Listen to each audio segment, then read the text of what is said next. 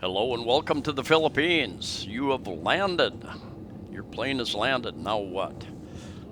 Talking about when flights become more of the normal, where you can fly in and get a tourist visa, other types of visas.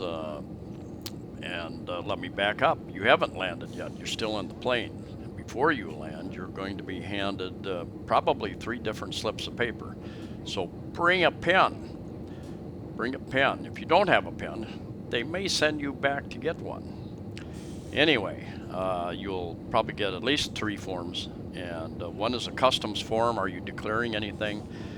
If you have over $10,000 US with you or the equivalent, you have to declare it. You can take in more than 10,000, but you have to declare anything above 10,000. There's other items you have to declare as well, including illegal drugs. You'll be given a contact form. Where are you staying? If you have a contact phone number, those types of things, and a medical form. And you'll be asked to fill out the medical form about other countries you've been to, probably. If you've come from a yellow fever type area, in fact, they will definitely question you about that. The Philippines has had the arrangement where people from most countries, when they arrive in the Philippines, they will get a visa stamp in their passport for 30 days. No problems. Will that continue in the near future? I suspect that it will. Now, I've been told by a couple people that if you find the immigration office at the airport, that you can ask for the 59-day, basically a 2-month stamp right away.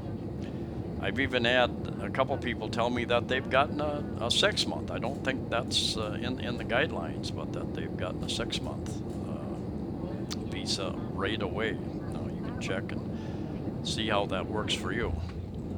There are many airports in the Philippines, but the main ones are NAIA Airport in Manila, Mactan Cebu City Airport, Mactan Island in Cebu, and Angeles up north of Manila area.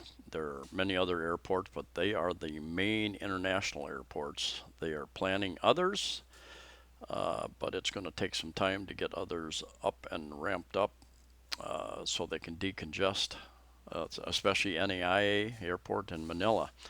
One of the first things you're going to want to do is exchange some money, at least I would say 100 US dollars into Philippine money.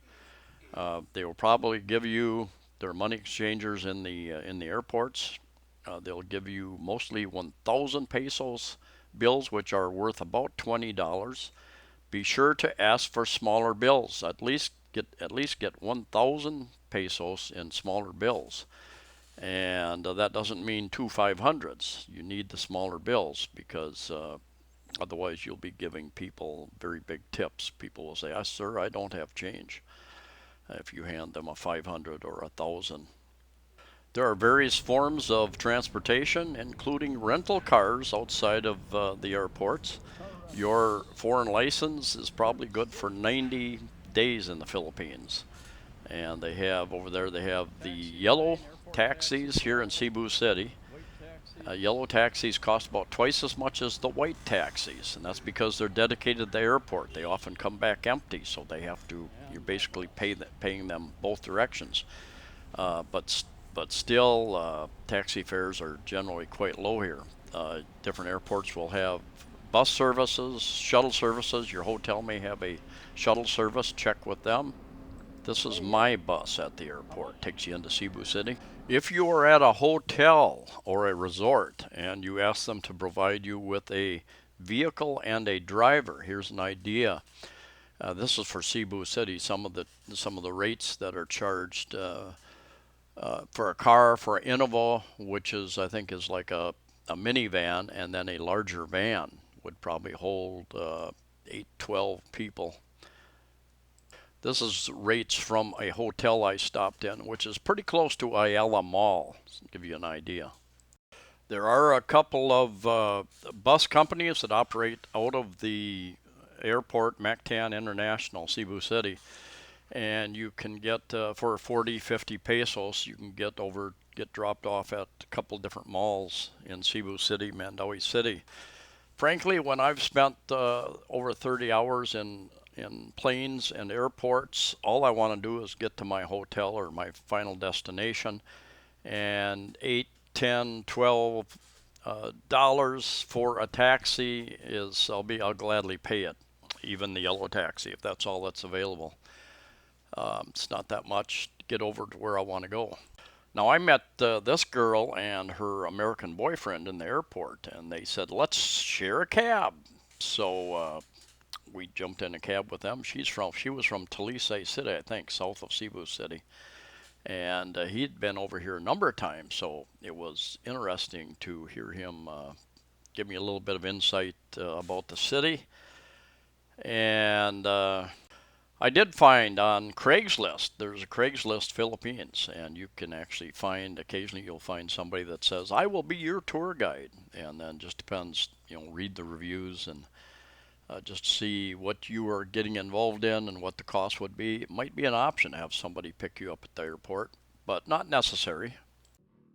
A taxi ride from the airport in Mactan over to, let's say, Ayala Center in Cebu City will probably average about 350 pesos, about 7 US dollars. Depending upon the traffic, it could be a little less, could be a little more. I've paid 250 when there's absolutely no traffic, and I paid 400 or a bit more than that. So just to give you an idea, if a taxi driver quotes you a flat rate, probably best just to get out and go find somebody that will use the meter or ask them to use the meter. And I've only had that happen a couple times in 5 years in my visits to Cebu City area. There are stories about the Manila airport that a lot of scammers there charging you very high fees for relatively short trips. So um, best just to get on the internet and read the reviews and then get the advice there. I'm not familiar with Angeles City Airport. Another option is Grab cars, and Grab is available in Manila and Cebu City. Not sure if they're available in other cities or not. But that's nice because you have the app on your phone and you can order them. You know what the fee is going to be up front, and so you can go from there. It's nice to know your fee. If traffic is heavy, the prices go up. But I've noticed that sometimes the Grab car is actually a little bit cheaper than the taxi driver. If you're stuck in traffic, that meter keeps running and running and running and running. But still, it's relatively cheap here in the Philippines. So it's not that big of a deal. This is one of two bridges going over from Mactan over to Cebu City. This is the newer 4-lane bridge. There's a new bridge going in on the south side of Mactan Island over to Cebu, which will be done in another year and a half, 2 years. That will ease up. This was like 7 in the morning, I think. So not that much traffic, surprisingly. Now, a very important point is that the Philippines is primarily a cash society, and they're trying to, with the present medical situation, they're trying to go more cashless, like using apps.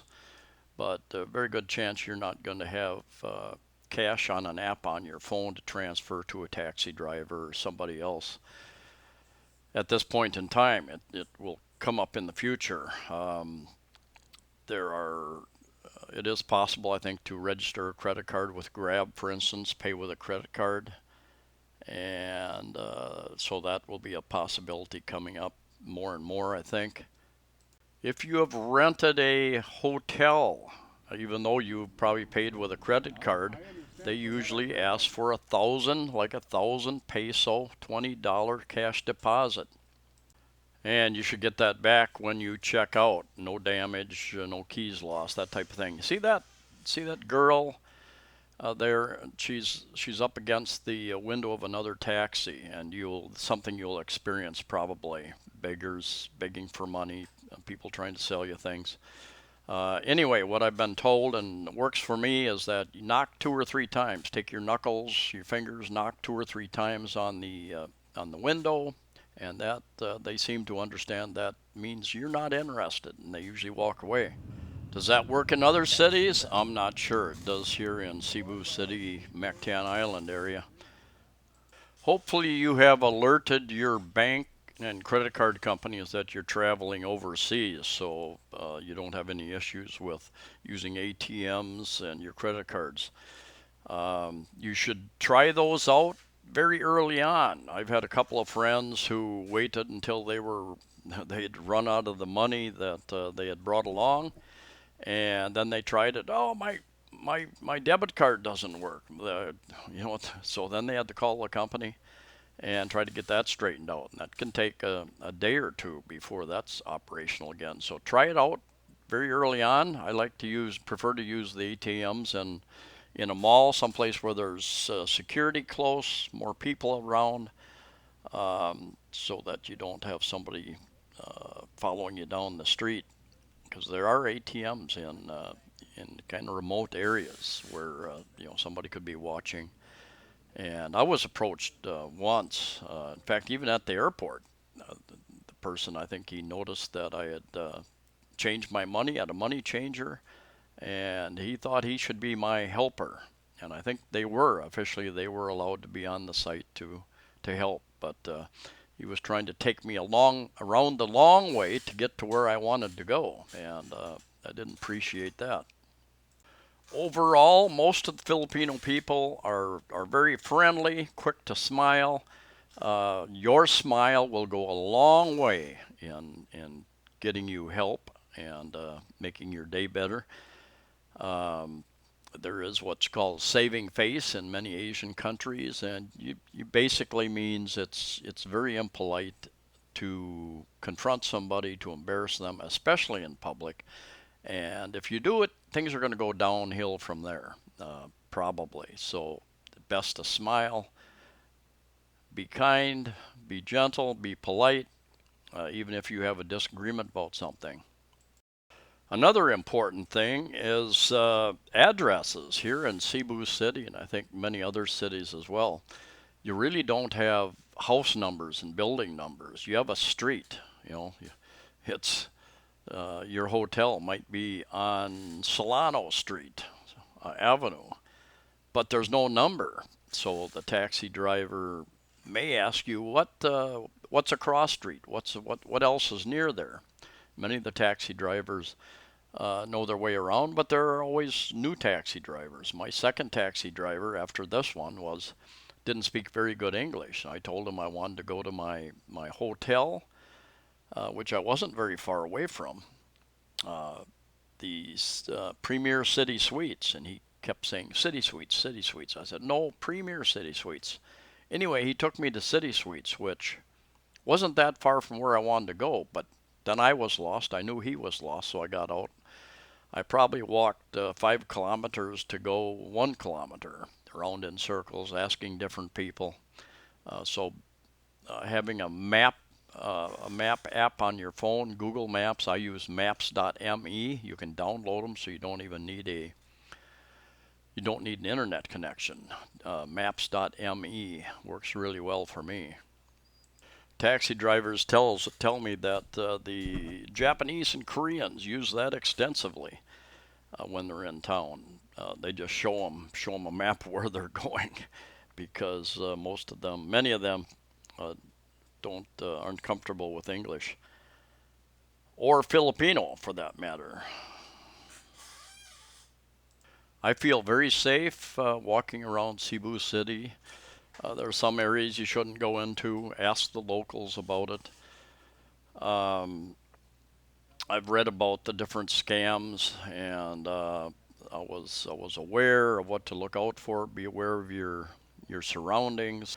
Understand that you're in a foreign country, foreign culture. Pedestrians don't get much leeway here, even though you'll see many people walking down the street, because the sidewalks are often, there are food vendors and all types of vendors and motorbikes and bicycles parked on the sidewalks.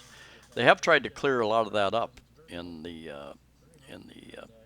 last 6 months or so all around the country, but you still get those types of situations. Um, anyway, it's a blast here. The Philippines has a lot to offer. Very friendly people. Many speak enough and well enough English so you can communicate. It is a little different type of English, just like going to different parts of the U.S., different parts of England, of the U.K. Different accents, different English, different slang. So sometimes it can be challenging. There can be sometimes yes means no, no means yes. So you sometimes have to be patient in trying to communicate. The other thing is probably much slower paced. There's not the urgency you have back in your country, wherever you're from, and that can upset some people because people aren't in a hurry. And ask people, and they'll say Americans and Europeans, they're always in such a hurry. They don't take time to live. So if you're here, take time, enjoy it, take time to live. I am using some older clips to do this video, and I'm doing it during the present medical quarantine type situation. So hopefully in the near future, the coming month or two, things will loosen up and we'll be able to get back to traveling. Anyway, thanks for watching. Stay safe, stay healthy, and see you next time.